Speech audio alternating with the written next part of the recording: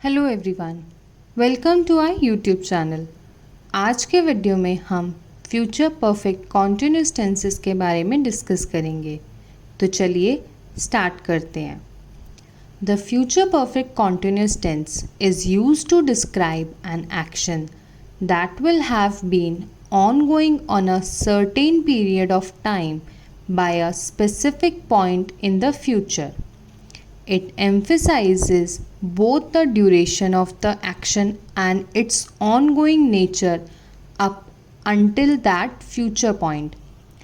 Future perfect continuous tense का use हम उस बात को बताने के लिए करते हैं, उस चीज़ को बताने के लिए करते हैं जो फ्यूचर में एक स्पेसिफिक टाइम से चल रही होगी या एक स्पेसिफिक पॉइंट पर वो चल के रुक जाएगी या चल रही होगी, ऑन गोइंग होगी।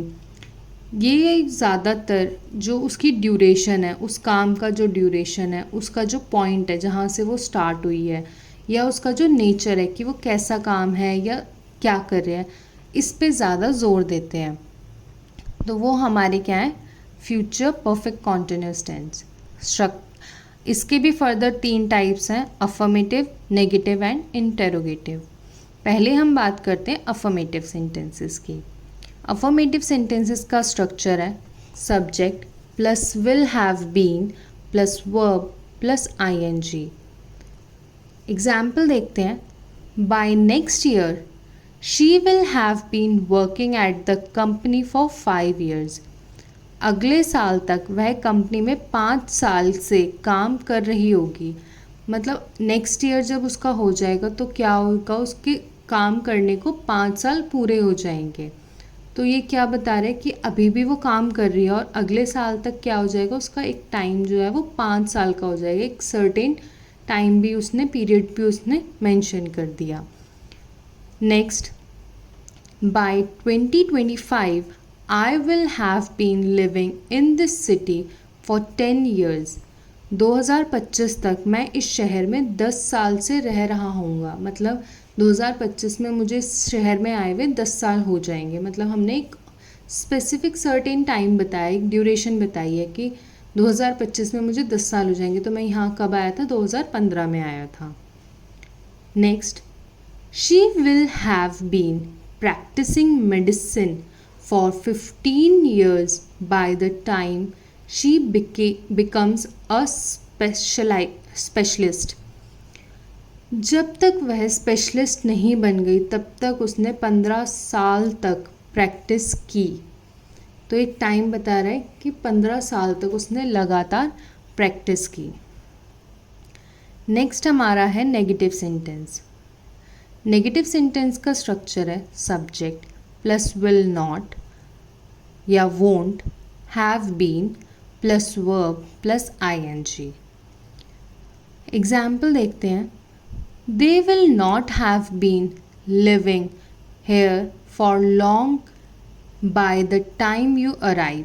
जब तक तुम पहुंचोगे तब तक वे यहाँ लंबे समय से नहीं रह रहे होंगे।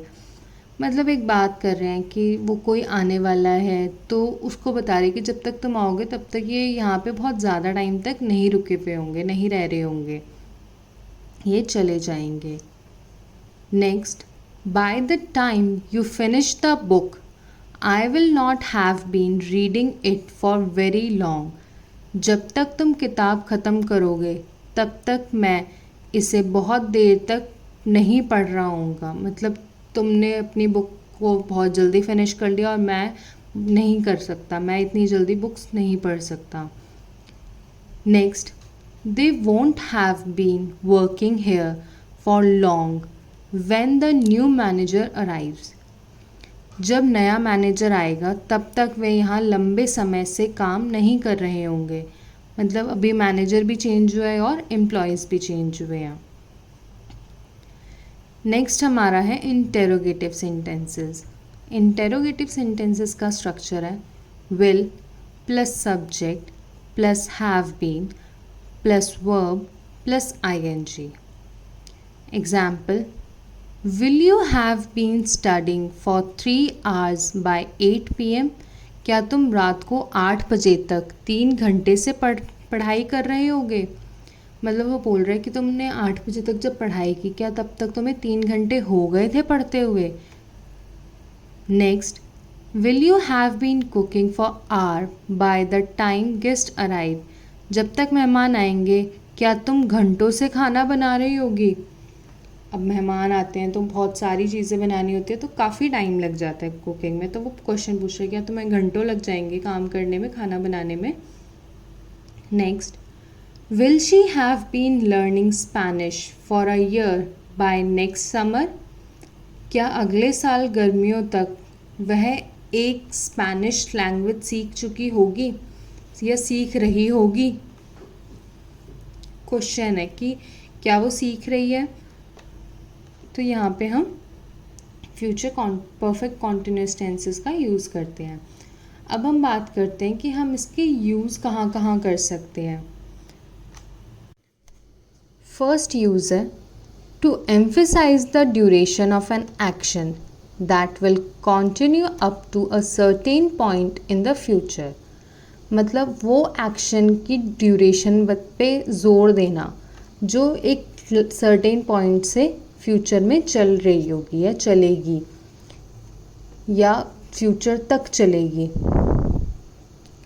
Example, by the time she graduates she will have been studying for 6 years। जब तक वह ग्रेजुएशन करेगी तब तक वह 6 साल से पढ़ाई कर रही होगी। मतलब ग्रेजुएशन का जो उसका टाइम पीरियड है वो 6 साल का है, तो वो 6 साल से पढ़ रही है तब जाके वो ग्रेजुएट हुई है। Next, by this time tomorrow I will have been travelling for 10 hours। कल इस समय तक मैं 10 घंटे की यात्रा कर रहा हूँगा। मतलब मेरे को 10 घंटे हो जाएंगे कल इस टाइम तक ट्रैवल करते हुए, क्योंकि अभी मैंने ट्रैवल अपना शुरू नहीं किया है। नेक्स्ट यूज़ है हमारा to describe an action that is expected to continue for a certain duration into the future. मतलब वो काम जो हमने एक्सपेक्ट किया है कि वो कंटिन्यू चलता रहेगा फ्यूचर में। Example, by next month they will have been building the house for a year. अगले महीने तक वे 1 साल से घर बना रहे होंगे। मतलब उन्हें घर बनाते हुए पूरा 1 साल हो जाएगा। कब? अगले महीने।